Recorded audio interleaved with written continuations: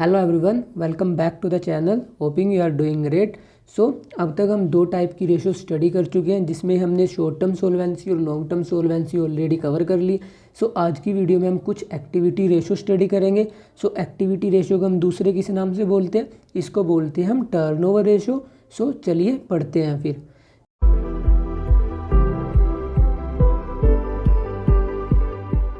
Activity ratio हम क्यों calculate करते हैं, आपको पता है जो बिजनेस है उसने डिफरेंट चीज़ें परचेज़ कर रखी होती हैं, जैसे कि इन्वेंट्री परचेज़ कर रखी होती है ताकि वो उसे सेल कर दे। फिक्स्ड एसेट में इन्वेस्ट कर रखा होता है किसी कंपनी ने, और इसके अलावा ट्रेड रिसीवेबल होते हैं किसी कंपनी पे। सो कितने एफिशिएंटली अपने एसेट्स को यूज़ कर रही है रिवेन्यू जनरेट करने के लिए। सो इसके लिए हम क्या कैलकुलेट करते हैं, इसके लिए हम कैलकुलेट करते हैं एक्टिविटी रेशो, या जिसको टर्नओवर रेशो भी बोलते हैं। सो इसका एक और मोटिव क्या होता है, इसको हम इसलिए भी कैलकुलेट करते हैं ताकि हम ये जान सकें कि कितनी एफिशिएंटली या किस स्पीड से जो कंपनी की डिफरेंट एक्टिविटीज़ हैं वो परफॉर्म हो रही होती है।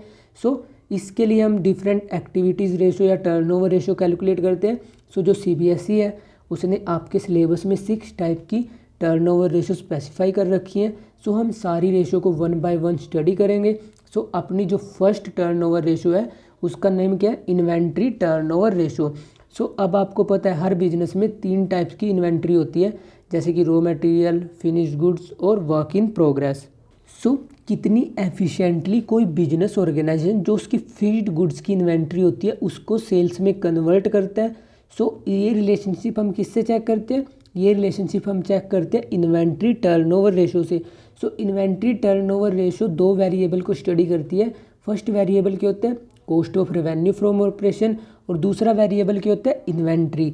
सो इसमें जो cost of revenue from operation होता है इसको हम दूसरे नेम से भी जान सकते हैं, उसे हम क्या बोल सकते हैं, कॉस्ट ऑफ गुड्स सोल्ड। सो जो इन्वेंट्री टर्नओवर रेशो होती है वो क्या इंडिकेट करती है, वो रिलेशनशिप बताती है जो कि एग्जिस्ट करता है between cost of revenue from operation या जो एवरेज इन्वेंट्री होती है, इनके बीच में एक रिलेशनशिप एग्जिस्ट करता है। और ये रेशो कैलकुलेट क्यों की जाती है, ये रेशो इसलिए कैलकुलेट की जाती है ताकि हमें ये पता लग सके कि जो कंपनी की इन्वेंट्री है वो कितनी जल्दी रिवेन्यू में कन्वर्ट करी जा रही है। मतलब कि ये तो नहीं है जो कंपनी के फिनिश्ड गुड्स हैं वो पड़े पड़े ऑब्सलीट हो रहे हैं, मतलब कि उनकी सेल ही नहीं हो पा रही। अगर सेल हो पा रही है तो कितनी जल्दी वो दोबारा से कैश में कन्वर्ट कर पा रही है कंपनी अपनी इन्वेंट्री को। सो इसके लिए हम क्या कैलकुलेट करेंगे, इसके लिए हम कैलकुलेट करेंगे इन्वेंट्री टर्नओवर रेशो। और इन्वेंट्री टर्नओवर रेशो का फॉर्मूला क्या होता है, इसका फॉर्मूला होता है cost of revenue from operation divided by average inventory.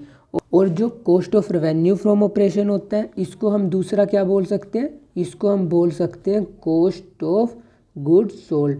सो दोनों का मतलब सेम ही होता है, जो जितनी रिवेन्यू अर्न करने की कॉस्ट होगी उसी को हम क्या बोलते हैं, cost of goods sold.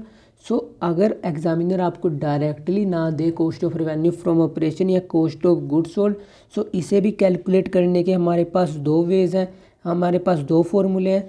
So first formula मैं आपको यहाँ पे लिख देता हूँ। फर्स्ट फार्मूला क्या होता है, ओपनिंग इन्वेंट्री प्लस परचेजेस। और परचेजेस भी हमें कौन सी लेनी होती है, नेट परचेजेस। अगर कुछ भी इसमें रिटर्न दे रखी हो, जैसे कि रिटर्न जो हमने परचेज करी थी वो हम फिर रिटर्न आउटवर्ड कर देते हैं, सो हमें वो क्या करनी पड़ेगी, वो हमें लेस करनी पड़ेगी। सो हम क्या लेंगे, हम लेंगे नेट परचेजेस। प्लस इसके अलावा जो डायरेक्ट एक्सपेंसेस हैं, जैसे कि जो परचेजेस से रिलेटेड हों, जैसे कि कैरेज पे किया आपने, सो वो ऐड करने पड़ेंगे। और इसके अलावा कुछ अदर डायरेक्ट एक्सपेंसेस भी होते हैं, जैसे कि वेजेस हो गया, और जो बचे कुछ जो और अदर डायरेक्ट एक्सपेंसेस हो गए। सो मैं यहाँ पे लिख लेता हूँ अदर डायरेक्ट एक्सपेंसेस। अब हमें इसमें से क्या लेस करना पड़ता है, इसमें से हमें लेस करनी पड़ती है क्लोजिंग इन्वेंट्री। सो जो कॉस्ट ऑफ गुड्स सोल्ड होता है, जिसे हम कॉस्ट ऑफ रेवेन्यू भी बोलते हैं, सो उसका क्या फॉर्मूला होता है, उसका फॉर्मूला होता है opening inventory plus net purchases, क्योंकि हमें रिटर्न लेस करनी पड़ती है, plus carriage inward. Carriage inward क्या होता है, जो कि आप रॉ मटेरियल लेकर आने का जो खर्चा या भाड़ा पे करते हो उसे बोलते हैं carriage inward, plus wages plus other direct expenses minus closing inventory. So एक तो ये फॉर्मूला होता है। अगर आपको पूरी डिटेल नहीं दे रखी क्वेश्चन में, उसने क्वेश्चन ट्रिकी बना रखा है, सो अपने पास एक दूसरा फॉर्मूला होता है। दूसरा फॉर्मूला क्या होता है अपने पास, रेवेन्यू, जो आपको क्वेश्चन में रेवेन्यू दे रखा है, revenue from operation minus gross profit. So आपको क्या फॉर्मूला इम्प्लीमेंट करना है, अगर ये नहीं फॉर्मूला इम्प्लीमेंट होगा तो आपको ये फॉर्मूला इम्प्लीमेंट करना है, revenue from operation minus gross profit.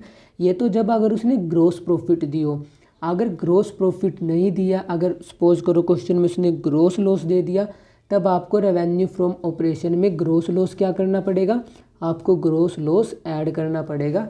फिर वो आपकी पूरी की पूरी कॉस्ट आ जाएगी, क्योंकि आपको पता है जितना रेवेन्यू आपने अर्न किया और उसमें से आप जितना ग्रोस प्रॉफिट अर्न किया आपने, अगर आप वो उसमें से लेस कर दोगे, सो आपकी क्या कैलकुलेट हो जाएगी, आपकी कैलकुलेट हो जाएगी कॉस्ट। बट अगर आपको दे ही रखा है लॉस की, आपने लॉस बियर किया है, सो लॉस तो एक टाइप की कॉस्ट ही हो जाएगी, क्योंकि जब उसने प्रॉफिट नहीं अर्न किया, उसने अपनी तरफ से पे किया, सो लॉस भी एक टाइप का कॉस्ट का ही पार्ट होगा। सो जब हम रेवेन्यू में ग्रोस लॉस को ऐड कर देंगे, सो अपनी क्या कैलकुलेट हो जाएगी, अपनी कैलकुलेट हो जाएगी cost of goods sold.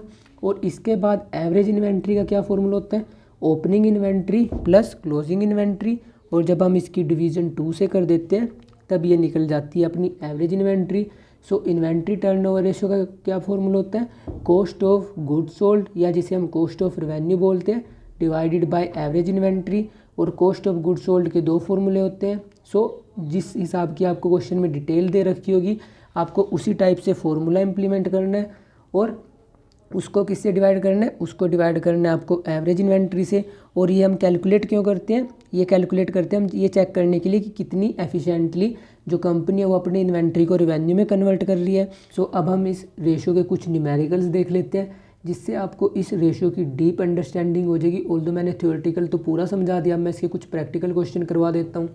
Our first question is from the following information related to a company calculate inventory turnover ratio। और हमें आइटम्स दे रखे हैं, opening inventory, closing inventory, purchases, wages, carriage outward, return outward, revenue from operation, carriage inward और rent. सो inventory turnover ratio का formula क्या बताया मैंने आपको फॉर्मूला बताया कॉस्ट ऑफ रेवेन्यू, या जिसे हम क्या बोल सकते हैं, cost of goods sold divided by average inventory. और एवरेज इन्वेंट्री का क्या फॉर्मूला होता है, opening inventory plus closing inventory divided by 2। सो सबसे पहले मैं एवरेज इन्वेंट्री कैलकुलेट कर लेता हूँ, क्योंकि ये कैलकुलेट करने के लिए बहुत आसानी से हमें फिगर्स दे रखी है। सो ओपनिंग इन्वेंट्री कितनी दे रखी है, ये दे रखी है हमें 20,000। क्लोजिंग कितनी दे रखी है, क्लोजिंग दे रखी है हमें 22,000। सो हमें इसकी किससे डिवीज़न करनी है, इसकी हमें डिवीज़न करनी है 2 से। सो जब आप इसकी 2 से डिवीज़न करोगे, सो ये कितना आएगा, ये आएगा आपका 21,000। सो हमने एक आइटम तो कैलकुलेट कर लिया, अब हमें सिर्फ ये ऊपर का आइटम कैलकुलेट करना है। सो यहाँ पे लिख लेता हूँ मैं कॉस्ट ऑफ रेवेन्यू। और कॉस्ट ऑफ रेवेन्यू में क्योंकि यहाँ पे हमें डिटेल दे रखी है, सो हमें वो बड़े वाला फॉर्मूला इम्प्लीमेंट करना पड़ेगा। सो उस फॉर्मूले के अकॉर्डिंग हमें कॉस्ट ऑफ रेवेन्यू कैसे कैलकुलेट करेंगे, सबसे पहले हम ऐड करेंगे इसमें ओपनिंग इन्वेंट्री। ओपनिंग इन्वेंट्री कितनी है, 20,000। फिर हम जो क्लोजिंग इन्वेंट्री दे रखी है हमें वो लेस करनी थी, सो हम क्या करेंगे यहाँ पे माइनस क्लोजिंग इन्वेंट्री। कितनी है क्लोजिंग इन्वेंट्री, 22,000। फिर जो परचेजेस होती थी वो हमको ऐड करनी होती थी, सो परचेजेस आएंगी यहाँ पे 80,000। उसके बाद वेजेस, वेजेस क्या होती हैं, डायरेक्ट एक्सपेंस। सो हमें वेजेस क्या करनी पड़ेंगी, वेजेस हमें ऐड करनी पड़ेंगी। उसके बाद हमें दे रखा है carriage outward. Carriage outward sales के टाइम पे किया जाता है, इसलिए हम कैरेज आउटवर्ड को कंसीडर नहीं करेंगे। रिटर्न आउटवर्ड क्या होता है, जो आपने परचेज़ करी थी वो आपने रिटर्न कर दी। सो क्योंकि हमें नेट परचेजेस लेनी होती हैं, सो हमें 80,000 में से जो ये रिटर्न आउटवर्ड दे रखी है 1,000 की हमें लेस करनी पड़ेगी। सो मैं यहीं पे लिख देता हूँ 1,000 लेस। बट जब आप प्रैक्टिकली एग्जाम में क्वेश्चन करोगे, आप यहीं पे नेट परचेजेस लिखना 80,000 माइनस 1,000, ये फिगर यहाँ पे लिखना, ये यहाँ पे लिखना, ताकि एग्जामिनर को ज़्यादा क्लैरिफिकेशन हो सके। इसके बाद हमें दे क्या रखा है, उसने हमें दे रखा है कैरेज इनवर्ड, क्योंकि रेवेन्यू फ्रॉम ऑपरेशन इसमें हमें उसकी ज़रूरत नहीं। उसके बाद दिया है कैरेज इनवर्ड। सो कैरेज इनवर्ड हम क्या करेंगे, कैरेज इनवर्ड हम ऐड करेंगे। उसके बाद उसने हमें रेंट दे रखा है। अगर उसने कुछ नहीं दे रखा कि रेंट किससे रिलेटेड है, सो आप इसे इनडायरेक्ट एक्सपेंसेस कंसीडर करना। बट अगर यहाँ पे दे देता हो फैक्ट्री रेंट, क्या बोल रहा हूँ मैं, फैक्ट्री रेंट, तब उसे क्या मानते हैं हम, तब उसे मानते हैं डायरेक्ट एक्सपेंस। सो रेंट के लिए अभी क्या मानेंगे हम, रेंट को मानेंगे इनडायरेक्ट एक्सपेंस। सो जो अपना फॉर्मूला था वो कंप्लीट हो गया। अब हमें सिर्फ ये क्या करनी है, प्लस माइनस करनी है। कैलकुलेशन सोल्व करने के बाद अपनी जो cost of revenue from operation आएगी वो कितनी आएगी, वो आएगी अपनी 90,000। सो अब हमें जो ये वैल्यूज़ कैलकुलेट करी हमने, ये हमें क्या करनी है, ये हमें फॉर्मूला में जस्ट पुट करनी है। सो फॉर्मूला क्या अपना, कॉस्ट ऑफ रेवेन्यू या cost of goods sold divide by average inventory. और कॉस्ट ऑफ गुड्स सोल्ड कितनी आई अपनी, या कॉस्ट ऑफ रेवेन्यू, ये आई अपनी 90,000। और जो अपनी एवरेज इन्वेंट्री थी वो कितनी आई अपनी, वो आई अपनी 21,000। सो रेशो कितनी आई अपनी, ये रेशो आएगी हमेशा टाइम्स में कि इतने टाइम्स। सो यहाँ पे आएगा 4.29 टाइम्स। सो जो अपनी इन्वेंट्री टर्नओवर रेशो है वो किस में आती है, वो आती है टाइम्स में। मतलब कि जो इन्वेंट्री कन्वर्ट हो रही है वो 4.29 की स्पीड से कन्वर्ट हो रही है किस में, कैश में। सो ये रेशो जितनी ज़्यादा हो उतनी अच्छी होती है कंपनी के लिए, क्योंकि जितनी ज़्यादा रेशो होगी वो क्या इंडिकेट करेगी कि जो इन्वेंट्री है वो जल्दी से जल्दी कैश में कन्वर्ट हो रही है, मतलब कि कंपनी की कोई भी आइडल या ऑब्सोलीट इन्वेंट्री नहीं पड़ी। सो ये आ गई अपने पास इन्वेंट्री टर्नओवर रेशो। और इसी रेशो से हम एक और चीज़ कैलकुलेट कर सकते हैं। क्या कैलकुलेट कर सकते हैं कि एवरेज डे, मतलब कि कितने दिन में कोई इन्वेंट्री अपनी कैश में कन्वर्ट हो जाती है। सो वो कैसे कैलकुलेट करते हैं हम, उसे कैलकुलेशन करने का बहुत ही सिंपल फार्मूला है। सो आपको पता है एक साल में कितने दिन होते हैं, एक साल में होते हैं अपने पास 365 डेज़। और हमारी रेशो क्या आई, अपनी रेशो आई 4.29 टाइम्स, मतलब कि जो इन्वेंट्री है वो 4.29 टाइम्स की स्पीड से किस में कन्वर्ट हो रही है, वो कैश में कन्वर्ट हो रही है। सो मतलब कि अगर एक साल में 365 दिन है और 4.29 टाइम्स के हिसाब से वो किस में कन्वर्ट हो रही है, वो कैश में कन्वर्ट हो रही है। सो जब आप 365 की 4.29 से डिवीज़न करोगे, सो ये कितना आएगा, ये आएगा आपका 85.08। मतलब कि जो आपकी नॉर्मल इन्वेंट्री है वो 85 दिन तक तो इन्वेंट्री में ही रहती है, उसके बाद वो कैश में कन्वर्ट हो जाती है। सो ये दिन जितने कम हो उतने ज़्यादा सही है। मतलब कि अगर ये ज़्यादा होंगे, मतलब ये क्या शो करेगा कि जो आपकी इन्वेंट्री है वो ज़्यादा दिन तक स्टॉक में पड़ी रहती है, फिर उसकी सेल होती है। और ये रेशो जितनी ज़्यादा हाई होगी उतना ज़्यादा सही होगा। बट जो ये डेज़ हैं कि number of days that the inventory left in the stock, so ये जितने कम होंगे उतने सही होंगे और रेशो जितनी ज़्यादा होगी उतनी सही होगी। क्योंकि रेशो जितनी ज़्यादा होगी वो क्या शो करेगी कि आपकी इन्वेंट्री जल्दी जल्दी कन्वर्ट हो रही है। और ये दिन जितने ज़्यादा होंगे वो क्या शो करेंगे कि आपकी इन्वेंट्री स्टॉक में ज़्यादा दिन तक पड़ी हुई है, मतलब कि उसकी सेल नहीं हो पा रही, वो ऑब्सोलीट हो रही है फालतू में पड़े पड़े। सो ये रेशो जितनी ज़्यादा हो उतनी अच्छी। और जो ये नंबर ऑफ़ डेज़ हैं ये जितने कम हो उतने बेनिफिशियल होते हैं किसी भी कंपनी के लिए। और इसके अलावा आपको एक चीज़ और ध्यान में क्या रखनी है कि जो हमने नंबर ऑफ़ डेज़ कैलकुलेट करे इसको हम क्या बोलते हैं, इसको बोलते हैं हम एवरेज एज ऑफ इन्वेंट्री। अगर एग्जामिनर को आपको कंफ्यूज करना हो तो एवरेज एज ना देकर वो आपको क्या बोल देगा, इन्वेंट्री होल्डिंग पीरियड निकाल लो। सो दोनों का मतलब सेम ही होता है। सो आप ये दोनों के दोनों पॉइंट नोट कर लो कि इसको हम क्या बोलते हैं, एक तो हम इसे बोलते हैं average age of inventory. But अगर एग्जामिनर को आपको ज़्यादा ही घुमाना हो तो आपको क्या लिख के दे देगा, वो आपको लिख के दे देगा कि इन्वेंट्री होल्डिंग पीरियड कैलकुलेट करके दिखाओ। सो हो सकता है कि आप उस टाइम एग्ज़ाम में कंफ्यूज हो, जो कि इसने क्या दे दिया हमें, इसका फॉर्मूला तो आता ही नहीं। सो जो एवरेज एज ऑफ इन्वेंट्री होती है वही क्या होती है आपकी, वही होती है आपकी इन्वेंट्री होल्डिंग पीरियड। सो आप ये दोनों के दोनों पॉइंट नोट डाउन कर लो। सो अब हम अपना नेक्स्ट क्वेश्चन देखते हैं। So our next question is calculate inventory turnover ratio and average age of inventory from the following. और हमें दिया है statement of profit and loss for the year 31 March 2019। और उसमें हमें कुछ आइटम्स दे रखे हैं, revenue from operation, expenses, profit before tax, और फिर हमें दे रखे हैं नोट्स टू अकाउंट। और हमें नोट्स टू अकाउंट किस किस के दे रखे हैं, हमें दे रखे हैं changes in inventory, employ benefit expenses, other expenses. So हमें क्या कैलकुलेट करनी है, हमें कैलकुलेट करनी है इन्वेंट्री टर्नओवर रेशो। सबसे पहले मैं इन्वेंट्री टर्नओवर रेशो का यहाँ पे फॉर्मूला लिख देता हूँ। सो फॉर्मूला क्या होता है अपना, inventory turnover ratio is equal to cost of revenue from operation divided by, किससे डिवाइड करते हैं इसको हम इसको डिवाइड करते हैं एवरेज इन्वेंट्री से। सो एवरेज इन्वेंट्री का फॉर्मूला क्या होता है, opening inventory plus closing inventory divided by 2। So हमें क्या कैलकुलेट करनी है, हमें कैलकुलेट करनी है cost of revenue from operation. और cost of revenue from operation का क्योंकि यहाँ पे डायरेक्ट उसने हमें रेवेन्यू फ्रॉम ऑपरेशन तो दे रखा है, बट उसने हमें ये नहीं दे रखा कि ग्रॉस प्रॉफिट कितने, तब तो हम शॉर्ट वाला फार्मूला लगा लेते।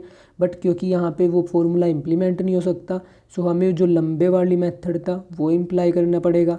सो उस फार्मूला के अकॉर्डिंग कॉस्ट ऑफ जो रेवेन्यू आएगी, जिसे हम कॉस्ट ऑफ गुड्स सोल्ड भी बोलते हैं, उसमें हमें क्या क्या आइटम कंसीडर करने पड़ेंगे। सबसे पहले उसने हमें दे रखा है purchase of stock in trade. So ये क्या है, एक बिजनेस का डायरेक्ट एक्सपेंस, इसको हम परचेजेस भी बोलते हैं। सो सबसे पहले यहाँ पे मैं 250 ऐड कर लेता हूँ। फिर हमें दे रखा है उसने changes in inventory of stock in trade 8000 in negative में, और इसका उसने हमें नोट्स टू अकाउंट भी दिया हुआ है। नोट्स टू अकाउंट में हमें क्या दे रखा है, opening inventory less closing inventory, और हमें फॉर्मूला में भी यही करना होता है, हम ओपनिंग इन्वेंट्री प्लस करते हैं, क्लोजिंग इन्वेंट्री माइनस करते हैं। सो उसने हमारा काम और आसान कर दिया। सो हमें नेट रिज़ल्ट लेना है। नेट रिज़ल्ट आया यहाँ पे 8000 नेगेटिव में। सो हम 8000 क्या करेंगे, 8000 हम लेस करेंगे। उसके बाद हमें जो डायरेक्ट एक्सपेंसेस होते थे वो हमें ऐड करने होते थे। इसके अलावा उसने हमें एम्प्लॉय बेनिफिट एक्सपेंसेस का नोट नंबर 2 दिया हुआ है, जिसमें उसने दिए हुए हैं वेजेस एंड सैलरीज।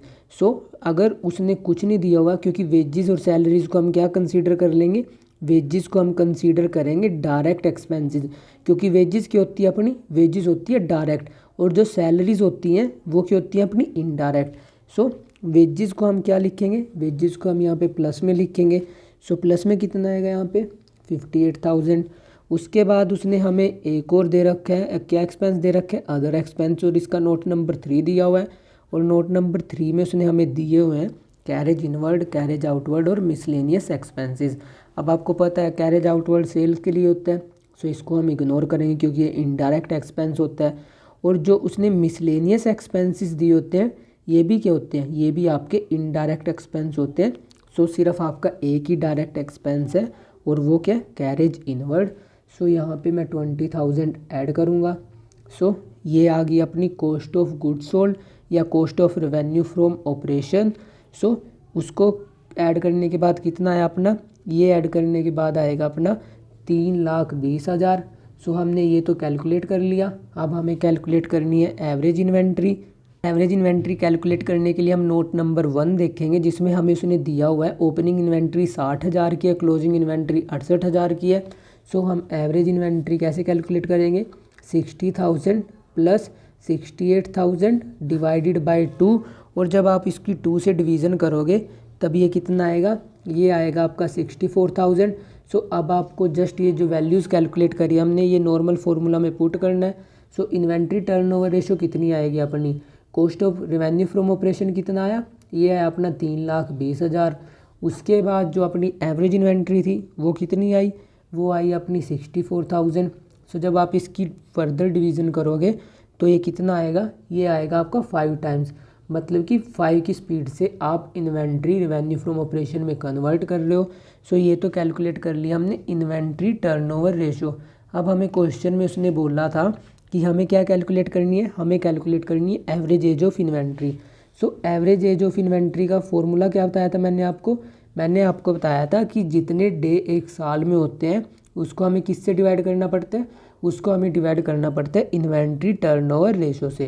सो यहाँ पे मैं लिख लेता हूँ एवरेज एज ऑफ इन्वेंट्री। अगर उसको कन्फ्यूज़ करना हो तो आपको क्या दे देगा, इन्वेंट्री होल्डिंग पीरियड।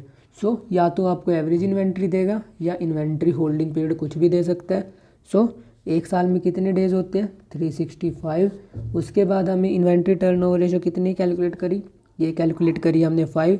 सो इसको डिवाइड करने के बाद क्या आएगा, 73 डेज, जो कि क्या इम्प्लाई कर रहा है कि जो आपकी इन्वेंट्री में मनी ब्लॉक हो रखी है, जो मतलब आपके पास स्टॉक रहता है वो 73 दिनों के लिए रहता है, उसके बाद वो किस में कन्वर्ट हो जाता है, उसके बाद वो कैश में कन्वर्ट हो जाता है। जो ये रेशियो होती है ये जितनी ज़्यादा हो उतनी ज़्यादा सही होती है, बट जो एवरेज एज ऑफ इन्वेंट्री होती है ये जितनी कम हो उतनी ज़्यादा सही है, क्योंकि ये क्या इम्प्लीमेंट करती है, ये इम्प्लीमेंट करती है कि अपने फंड्स हैं जो वो कितने दिन के लिए इन्वेंट्री में ब्लॉक हो रखे होते हैं। सो अब हम अपना नेक्स्ट क्वेश्चन देखते हैं। इसमें हमें दिया हुआ है from the following information calculate inventory turnover ratio, और हमें दिया है purchases, carriage inward, carriage outward, revenue from operation, opening inventory, gross loss. So हमें कैलकुलेट करनी है इन्वेंट्री टर्नओवर रेशो, जिसके लिए हमें दो चीज़ें चाहिए होती हैं। एक तो चाहिए होती है हमें cost of revenue from operation और दूसरा चाहिए होता है हमें एवरेज इन्वेंट्री। सो हमें सबसे पहले क्या कैलकुलेट करना पड़ेगा, cost of revenue from operation. So इस क्वेश्चन में उसने हमें दिया हुआ है, एक तो दे रखा है रेवेन्यू फ्रॉम ऑपरेशन 6 लाख और दे रखा है हमें ग्रोस लॉस। सो ग्रोस लॉस कितना दे रखा है, 10% फ्रॉम रेवेन्यू फ्रॉम ऑपरेशन। सो अगर हमें रेवेन्यू फ्रॉम ऑपरेशन दिया हुआ है 6 लाख और ग्रोस लॉस कितना दे रखा है 10%, मतलब कि इसका 10%। सो 6 लाख का 10% कितना होगा, 6 लाख का 10% होगा 60,000। So cost of revenue from operation calculation का मैंने क्या फॉर्मूला बताया था, अगर प्रॉफिट हो तब तो हमें रेवेन्यू में से माइनस करना पड़ता है और अगर लॉस हो वो हमें ऐड करना पड़ता है। सो ये क्योंकि यहाँ पे ग्रोस लॉस दे रखा है, सो जब हम cost of revenue from operation निकाल लेंगे सो हमें 6 लाख में कितना ऐड करना पड़ेगा, हमें ऐड करना पड़ेगा 60,000। सो अपनी cost of revenue from operation कितनी आ जाएगी, ये आ जाएगी अपनी 6,60,000। सो इसके बाद हमें अब क्या कैलकुलेट करना है, अब हमें कैलकुलेट करनी है एवरेज इन्वेंट्री। सो क्योंकि उसने हमें क्वेश्चन में सिर्फ ओपनिंग इन्वेंट्री दे रखी है, उसने हमें क्लोजिंग इन्वेंट्री नहीं दे रखी। बट आपको पता है जो ओपनिंग इन्वेंट्री है और क्लोजिंग इन्वेंट्री अगर वो नहीं दे रखी होती है, सो जो मैंने आपको फॉर्मूला बताया था cost of revenue from operation निकालने का, उस फॉर्मूले से हम क्या कैलकुलेट कर सकते हैं, हम कैलकुलेट कर सकते हैं अपनी ओपनिंग इन्वेंट्री। अगर ओपनिंग इन्वेंट्री नहीं दे रखी, अगर क्लोजिंग इन्वेंट्री नहीं दे रखी, तो तब भी हम ये उसी फॉर्मूला से कैलकुलेट कर लेते हैं। सो सबसे पहले मैं यहाँ पे एक बार वो फॉर्मूला लिख लेता हूँ।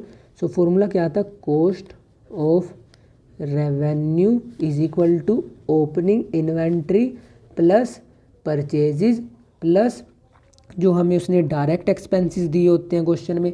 सो क्योंकि यहाँ पे क्वेश्चन में डायरेक्ट एक्सपेंसेस सिर्फ कैरेज इनवर्ट दिया हुआ है, सो मैं यहाँ पे लिख लेता हूँ carriage inward minus closing inventory. So यहाँ पे मैं लिख लेता हूँ क्लोजिंग इन्वेंट्री।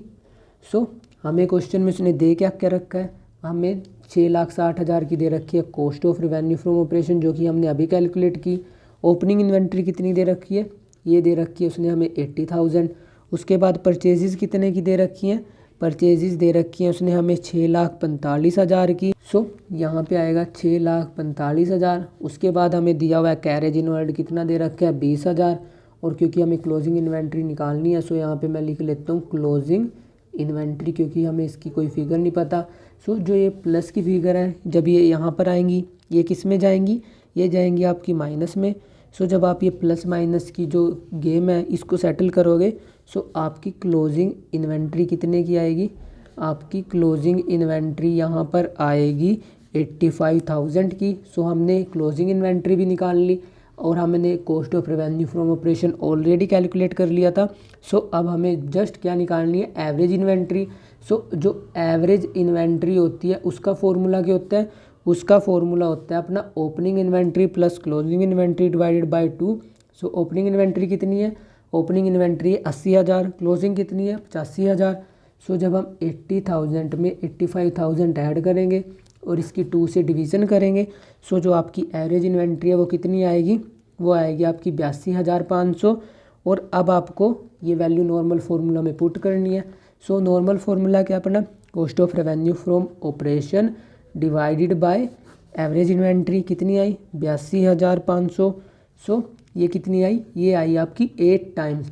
सो ये रेशो बहुत अच्छी है, मतलब कि जो कंपनी है उसकी इन्वेंट्री जल्दी जल्दी किस में कन्वर्ट हो रही है, वो दोबारा से कॉस्ट ऑफ रेवेन्यू में कन्वर्ट हो रही है, मतलब कि कैश में कन्वर्ट हो रही है। जो कंपनी है उसके फंड्स ज़्यादा दिनों के लिए ब्लॉक नहीं हो रहे, क्योंकि जब आप इसको 365 से इसकी डिवीज़न करोगे तब जो नंबर ऑफ़ डेज़ हैं वो भी कम आएंगे। सो ये रेशो जितनी ज़्यादा हो उतनी ज़्यादा बेनिफिशियल होती है किसी भी कंपनी के लिए। So our next question is from the following information calculate the inventory turnover ratio. हमें दिया हुआ है सेल्स 2 लाख की, gross profit 25% on cost, opening inventory 1/3 of closing inventory, closing inventory was 30% revenue from operation. और ये question बहुत ही complicated है, ये CBSE 2010 में आया था एग्जाम में। सो इस क्वेश्चन को करने के लिए आपको थोड़ा सा मतलब वाइडर थिंकिंग रखनी पड़ेगी आपको। सो सबसे पहले हमें दे क्या रखा है, मैं यहाँ पे जो हमें दे रखा है मैं वो लिख लेता हूँ एक बार। इसने हमें दे रखा है रेवेन्यू, और वो कितना दे रखा है, वो दे रखा है इसने हमें 2 लाख। उसके बाद इसने दिया हुआ है हमें यहाँ पे ग्रोस प्रॉफिट, क्या बोल रहा हूँ मैं, ग्रोस प्रॉफिट कितना दिया हुआ है, 25% ऑफ कॉस्ट। सो जो ये कॉस्ट होती है इसका मतलब क्या होता है, cost of revenue from operation. So cost का मतलब क्या होता है, cost of revenue from operation. So cost of revenue from operation का ग्रोस प्रॉफिट कितना है, 25%। मतलब कि अगर आपका कॉस्ट ऑफ रेवेन्यू 100 है, सो जो आपका ग्रोस प्रॉफिट है वो कितना होगा, वो होगा 25। सो आपको पता है cost of revenue from operation plus gross profit ये किसके इक्वल बनते हैं, ये बनते हैं आपके रेवेन्यू के equal. So revenue from operation का टोटल कितना है, रेवेन्यू फ्रॉम ऑपरेशन का टोटल है 125। सो जो प्रीवियस क्वेश्चन जब मैंने आपको शुरुआत में फॉर्मूला बताया था तब मैंने वहाँ पे रेवेन्यू से समझाया था, अब मैं बता रहा हूँ कॉस्ट ऑफ रेवेन्यू से। सो जब हमें रेवेन्यू से कॉस्ट तक जाना हो तब हम इसमें से ग्रोस प्रॉफिट माइनस करते हैं, तब अपनी कॉस्ट आ जाती है। बट जब हमें कॉस्ट से रेवेन्यू तक आना हो मतलब कि तब हमें इसमें ग्रोस प्रॉफिट ऐड करना पड़ेगा। सो ये दो कंसेप्ट हैं, सो आप इसको ध्यान से समझना। सो इसके बाद हमें जब रेवेन्यू कितना आ गया, रेवेन्यू आ गया 125 यूनिट और अपना रेवेन्यू दे कितना रखा है एक्चुअली में 2 लाख। अब आपको पता है अगर 125 यूनिट किसके इक्वल है, 2 लाख के, और 1 यूनिट किसके इक्वल हो जाएगी, 2 लाख डिवाइडेड बाय 125। अब हमें क्वेश्चन सोल्व करने के लिए क्या चाहिए होता है, हमें चाहिए होता है cost of revenue from operation. So cost of revenue from operation की कितनी यूनिट है, ये है हमारी 100 यूनिट। सो इसको कैसे कैलकुलेट करेंगे हम, 2 lakh divide by 125 multiply by 100। जब आप इसकी फर्दर सॉल्यूशन करोगे ये कितना आएगा, ये आएगा आपका 1,60,000।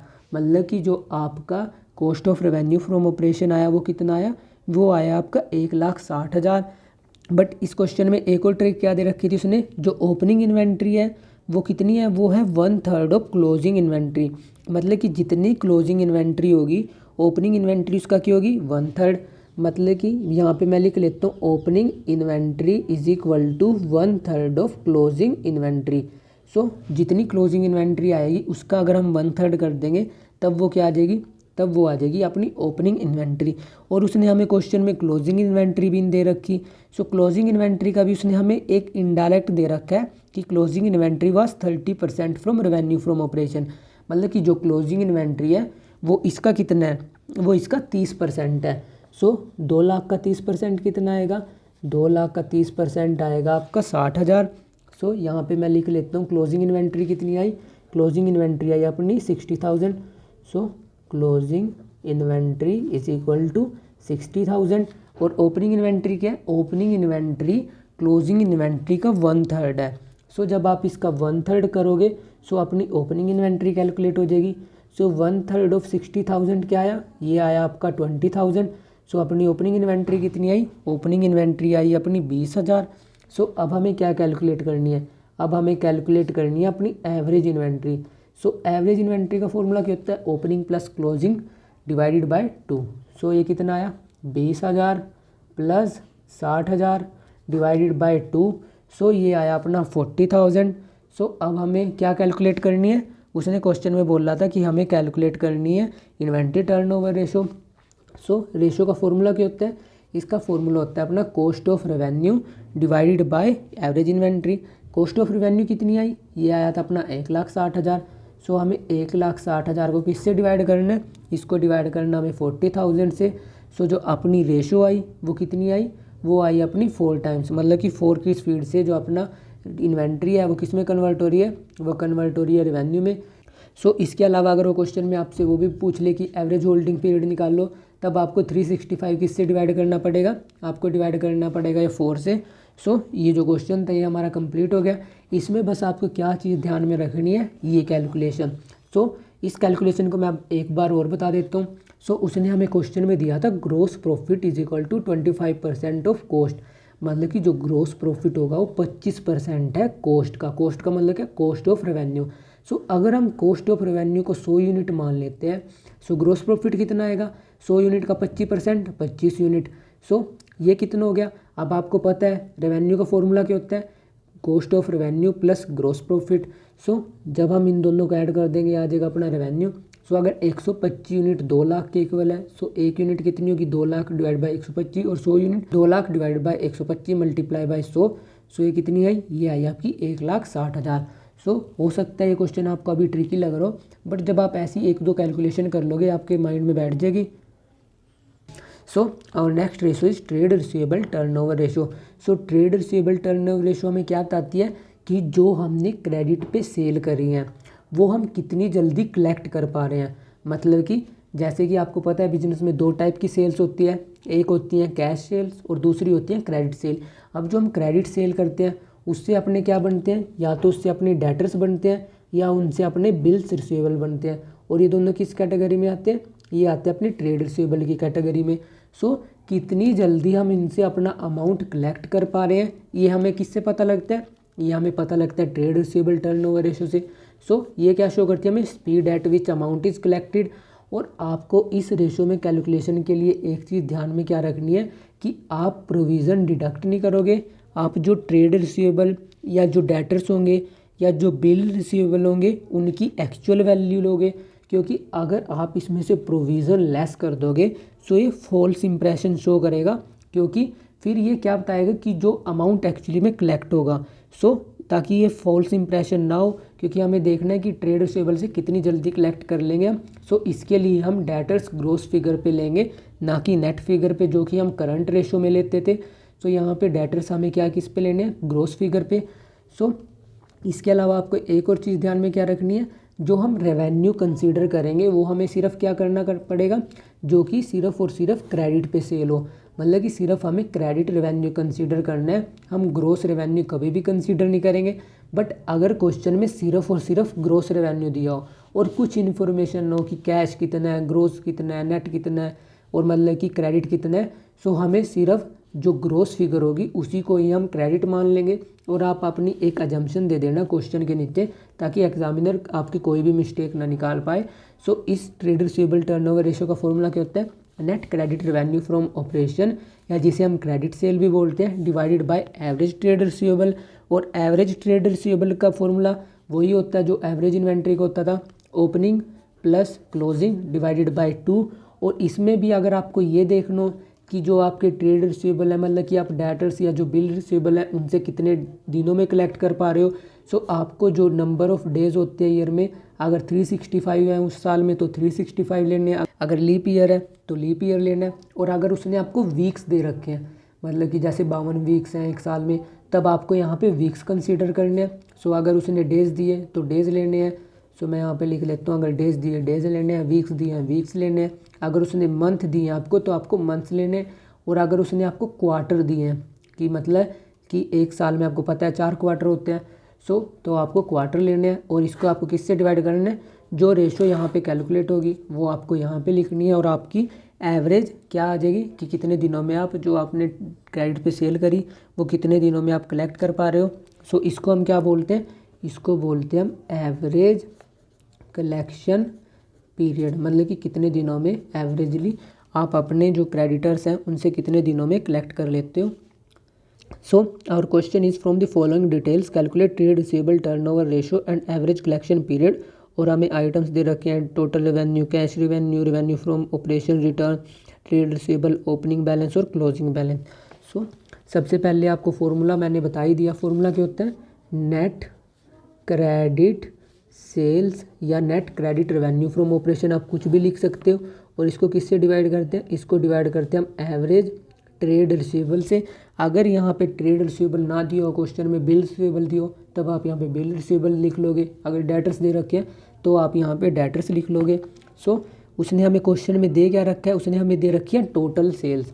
सो टोटल सेल्स कितने की दे रखी हैं, ये दे रखी है हमें 2,25,000 की। और उसमें से उसने दिया हुआ है कि कैश सेल्स कितनी है, 20% of total revenue from operation. मतलब कि 2,25,000 की जो सेल हुई हैं इसमें से 20% क्या है, कैश सेल। सो हमें 20% अगर हम इसमें से माइनस कर देंगे तो अपनी क्या आ जाएंगी, तब अपनी आ जाएंगी क्रेडिट सेल। आपको पता है टोटल सेल्स किसके इक्वल होती हैं, टोटल सेल्स होती हैं अपनी जो आपने क्रेडिट पे सेल करी और जो आपने कैश में सेल करी। सो जब आप इन दोनों को टोटल कर देते हो आपकी क्या आ जाती है, आपकी आ जाती है टोटल सेल। सो जब आप इसमें से 2,25,000 में से 20% लेस कर दोगे, सो 2,25,000 का 20% कितना आएगा, ये आएगा आपका 45,000। सो जब आप इसमें से 45,000 माइनस करोगे तब ये कितना आएगा, ये आएगा आपका 1,80,000। सो ये कितना आ गया, ये आ गया आपका ग्रोस क्रेडिट सेल, मतलब कि आपने कितने की क्रेडिट सेल करी है। अब क्वेश्चन में हमें दे क्या रखा है, उसने हमें दे रखा है revenue from operation return out of credit revenue, मतलब कि 20,000 की रिटर्न हुई है। सो इसमें से हमें 20,000 क्या करना पड़ेगा, लेस, क्योंकि फॉर्मूला क्या होता है, नेट क्रेडिट सेल, मतलब कि एक्चुअली में कितनी सेल हुई है। सो जब आप इसमें से 20,000 लेस कर दोगे, सो आपकी नेट सेल कितने की, 1,60,000 की। सो हमारा फॉर्मूला क्या बोलते हैं, net credit sale divided by average trade receivable. So हमें ट्रेड रिसीवेबल क्या दे रखी है, 8,000 के ओपनिंग है, 12,000 के क्लोजिंग है। सो जब आप इनकी एवरेज निकाल लोगे, सो ये कितनी आएगी, 8,000 डिवाइडेड बाई 12,000 डिवाइड बाई 2, ये आएगी आपकी 10,000। सो एवरेज ट्रेड रिसीवेबल कितने आ गए, 10,000। सो जब आप 10,000 की इससे डिवीज़न करोगे, सो आपकी रेशो कितनी आई, ये आई आपकी रेशो 16 टाइम्स, जो कि बहुत अच्छी है। इसके अलावा हमें क्या कैलकुलेट करना है, एवरेज कलेक्शन पीरियड।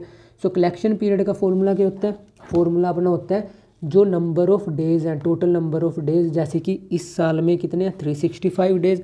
इसको हमें किससे डिवाइड करना है, जो रेशो हमने यहाँ पे कैलकुलेट करी। सो रेशो कितनी आई, रेशो आई अपनी 16 डेज़। सो इसको जब आप डिवीज़न करोगे, ये कितना आएगा, ये आएगा 23। और मैंने ये 23 क्यों लिया, ऑल्दो ये 22 पॉइंट कुछ आया है, बट क्योंकि हम इसे राउंड ऑफ कर सकते हैं। राउंड ऑफ क्यों किया मैंने, क्योंकि ये आया था अपना 22.8125। सो राउंड ऑफ करके हम इसे 23 लिख देंगे, क्योंकि आपको पता है कि 8 दिन ऐसा कुछ नहीं होता कि 0.8 डे, या तो दिन पूरा होगा या आधा नहीं होगा। सो क्योंकि हम अकाउंट्स में या तो दिन पूरा लेते हैं, हम उसको कभी भी हाफ में कंसीडर नहीं करते। सो हम इसको राउंड ऑफ करके 23 डेज़ कर देंगे, ना कि 22.8 डेज़। अगर आपको लिखना हो क्वेश्चन में, सो आप इस टाइप से लिख सकते हो। आप आंसर में लिखोगे यहाँ पे 22.8 डेज़, फिर आप नीचे लिख देना 23 अप्रोक्स। सो इससे एग्जामिनर आपका एक भी मार्क्स डिडक्ट नहीं कर पाएगा। और next question is calculate the amount of opening trade receivable closing trade receivable from the following figure, मतलब कि हमें इस रेशो से क्या कैलकुलेट करना है, ओपनिंग ट्रेड रिसीवेबल और क्लोजिंग ट्रेड रिसीवेबल हमें दे रखी है। Trade receivable turnover ratio 4 times, cost of revenue from operation या cost of goods sold 640, GP दे रखा है हमें 20%, closing trade receivable 20,000 more than opening trade receivable, और कैश रेवेन्यू कितना दे रखा है, 33 सही 1/3% of credit revenue from operation. So सबसे पहले जो हमें दे रखा है मैं वो यहाँ पे लिख लेता हूँ। सो हमें दी है ट्रेड रिसीवेबल रेशो कितनी दे रखी है, ये दे रखी है हमें 4 टाइम्स। इसके बाद उसने हमें दिया हुआ है कॉस्ट ऑफ रेवेन्यू, ये कितना दिया हुआ है उसने हमें, ये दिया हुआ है उसने हमें 640। और इसके बाद उसने हमें दिया है ग्रोस प्रॉफिट जीपी रेशो, मतलब कि ग्रोस प्रॉफिट कितना दे रखा है 20%। और ग्रोस प्रॉफिट 20% किसका दे रखा है, उसने हमें कुछ नहीं मेंशन कर रखा कि ये किसका है। जैसे कि पिछले क्वेश्चन में उसने हमें लिखा था ग्रोस प्रॉफिट ऑफ कॉस्ट, क्योंकि इस क्वेश्चन में कुछ नहीं लिखा। सो हम क्या एज्यूम करेंगे कि ग्रोस प्रॉफिट किसका दे रखा है, 20% ऑफ रेवेन्यू का। सो अगर कुछ नहीं दे रखा, सो आप रेवेन्यू एज्यूम करोगे, बट अगर उसने हमें कॉस्ट दे रखा है, स्पेशली मेंशन कर रखा है, तब हम उसे क्या लेंगे, कॉस्ट का। सो अब इस क्वेश्चन को सोल्व कैसे करेंगे हम इसको नॉर्मली वैसे ही यूनिट मान के एज्यूम करेंगे कि अगर सपोज करो अपना रेवेन्यू 100 यूनिट्स होता, क्या होता 100 यूनिट्स। सो ग्रोस प्रॉफिट कितना है इसका 20%। सो ग्रोस प्रॉफिट कितना आ जाएगा, ग्रोस प्रॉफिट आ जाएगा अपना 20। सो जो अपनी कॉस्ट है, कॉस्ट कितनी आएगी, आपको पता है रेवेन्यू में से अगर आप ग्रोस प्रॉफिट लेस कर दोगे, सो अपनी कॉस्ट ऑफ रेवेन्यू आ जाएगा। सो कॉस्ट ऑफ रेवेन्यू कितना आ गया अपना, ये आ गया अपना 80 यूनिट्स। सो आपको पता है 80 यूनिट्स किसके इक्वल दे रखी है, 6,40,000 की। सो आप इससे क्या कैलकुलेट कर लोगे अपना रेवेन्यू, क्योंकि ट्रेड रिसीवेबल में क्या यूज़ होता है, नेट क्रेडिट रेवेन्यू। सो इसलिए हम पहले रेवेन्यू कैलकुलेट करेंगे। सो 80 यूनिट किसके इक्वल दे रखी है, ये दे रखी है 6,40,000 के इक्वल। सो एक यूनिट किसके इक्वल आएगी, 6,40,000 डिवाइड बाय 80। और हमें कैलकुलेट क्या करनी है, हमें कैलकुलेट करनी है 100 units. So 100 units is equal to 6,40,000 divided by 80 multiply by 100। So ये कितना आया, ये आया आपका 8 लाख। सो ये क्या आया आपका, ये आया आपका टोटल रेवेन्यू। सो मैं यहाँ पे ब्रैकेट में लिख लेता हूँ टोटल रेवेन्यू। इसके अलावा उसने हमें क्वेश्चन में दे क्या रखा था कि जो कैश रेवेन्यू है वो 33.1/3% है किसका, क्रेडिट रेवेन्यू का।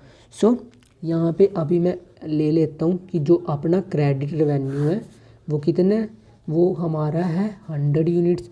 और उसने हमें दिया क्या है, उसने हमें दिया है जो कैश रेवेन्यू है वो क्रेडिट रेवेन्यू का क्या है, वो क्रेडिट रेवेन्यू का 33.1/3% है।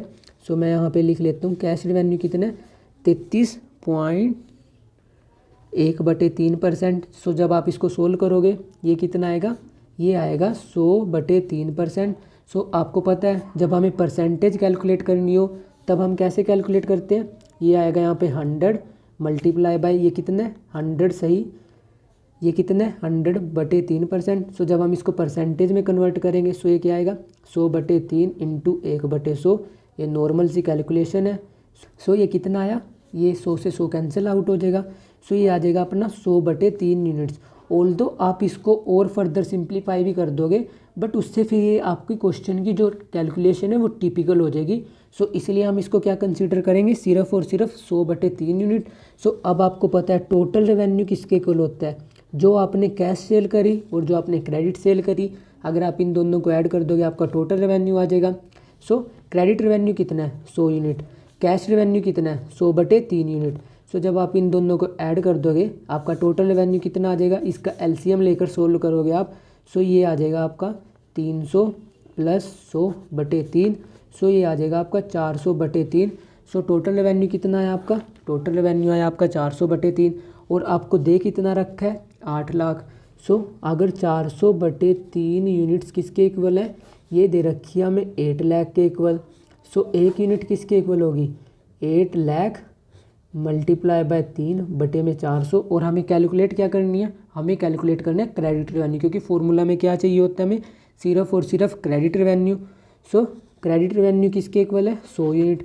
सो 100 units is equal to 8 lakh multiply by 3/400 into में 100। सो ये कितना आ जाएगा, ये आ जाएगा आपका जब आप इसको सोल्व करोगे सो ये आ जाएगा आपका 6 लाख। सो यहाँ पे कितना आया 6 लाख। सो हमने क्या कैलकुलेट कर लिया, हमने कैलकुलेट कर लिया अपना net credit revenue from operation. अब हमें क्या चाहिए होती है फॉर्मूला के अकॉर्डिंग, हमें चाहिए होती है average trade receivable. So average trade receivable कितना आएगा, क्योंकि इसमें भी उसने हमें घुमा के क्वेश्चन में दे रखा है कि जो क्लोजिंग ट्रेड रिसीवेबल है वो ओपनिंग ट्रेड रिसीवेबल से 20,000 ज़्यादा है। सो अगर यहाँ पे मैं ओपनिंग ट्रेड रिसीवेबल को एक्स एज्यूम कर लेता हूँ सो अपने क्लोजिंग ट्रेड रिसीवेबल आ जाएंगे। So opening trade receivable is equal to X. So अपने जो क्लोजिंग ट्रेड रिसीवेबल आएंगे वो कितने आएंगे, क्योंकि वो 20,000 ज़्यादा है। सो यहाँ पे आएंगे x plus 20,000। So average trade receivable कितने आ जाएंगे, फिर एवरेज ट्रेड रिसीवेबल आ जाएंगे अपने एक्स प्लस 20,000 डिवाइडेड बाय 2। जब आप इसको सोल्व करोगे सो ये कितना आएगा 2x प्लस 20,000 डिवाइडेड बाय 2। और अब हमें एवरेज ट्रेड रिसीवेबल भी कैलकुलेट हो चुके हैं हमारे, हमने रेशो दे रखी है उसने क्वेश्चन में हमें 4 टाइम्स। सो अब मैं इस क्वेश्चन को नेक्स्ट पेज पे करूँगा। सो हमें रेशो कितनी दे रखी थी, रेशो दे रखी थी हमें 4। उसके बाद जो अपना क्रेडिट रेवेन्यू आया था वो कितना आया था, वो आया था अपना 6 लाख। और जो अपने एवरेज ट्रेड रिसीवेबल आए थे वो कितने आए थे, वो आए थे 2x प्लस 20,000 डिवाइडेड बाय 2। अब आपको पता है आप इसमें से 2 कॉमन ले सकते हो। सो 2 कॉमन ले लोगे आप यहाँ पे तो क्या आएगा 2x प्लस 10,000। उसके बाद यहाँ पे क्या आएगा, यहाँ पे आ जाएगा 2। सो ये 2 से 2 कैंसिल आउट हो जाएगा। सो आप यहाँ पे लिख सकते हो आपके एवरेज ट्रेड रिसीवेबल कितना है x प्लस 10,000। और ये अब क्रॉस मल्टीप्लिकेशन करनी है आपको सिंपली। सो क्रॉस मल्टीप्लिकेशन हो के यहाँ पे कितना आ जाएगा, ये आ जाएगा आपका जब 4x, क्योंकि ये आप यहाँ पे लिख सकते हो 4x is equal to 6 lakh. और ये क्योंकि इसकी 10,000 से मल्टीप्लिकेशन होगी सो यहाँ पे आएगा 40,000। सो जब आप इसको फर्दर सोल्व करोगे ये 40,000 वहाँ पे किस में जाएगा, ये जाएगा माइनस में। सो यहाँ पे कितना आएगा 5,60,000। और जब आप x को फिर से सोल्व करोगे, इसकी डिवीज़न करोगे सो ये कितना आएगा, ये आएगा आपका 1,40,000। और आपने क्या एज्यूम किया था, आपने क्वेश्चन में एज्यूम किया था opening trade receivable is equal to X. So जो आपके ओपनिंग ट्रेड रिसीवेबल थे वो कितने आए, वो आए आपके 1,40,000। और जो क्लोजिंग ट्रेड रिसीवेबल थे वो कितने दे रखे थे क्वेश्चन में कि वो 20,000 ज़्यादा है ओपनिंग ट्रेड रिसीवेबल से। So x plus 20,000 is equal to closing trade receivable. So x कितना आया 1,40,000 और कितने ज़्यादा हैं वो 20,000 ज़्यादा हैं इससे। सो क्लोजिंग ट्रेड रिसीवेबल कितने आए आपके, ये आए आपके 1,60,000। सो ये बहुत ही हाई लेवल क्वेश्चन था जो कि आपको तब प्रैक्टिस करना चाहिए जब आप इसकी जो ट्रेड रिसीवेबल टर्नओवर रेशियो है इसके काफ़ी क्वेश्चन कैलकुलेट कर लो। सो ये मैंने एक कॉम्प्लिकेटेड क्वेश्चन भी कराया और मैंने एक सिंपल क्वेश्चन भी कराया। So that's all for today, keep learning and smiling. If you have any doubt you can ask me in the comment section and don't forget to share and subscribe to this channel. Thank you, bye bye, enjoy your day.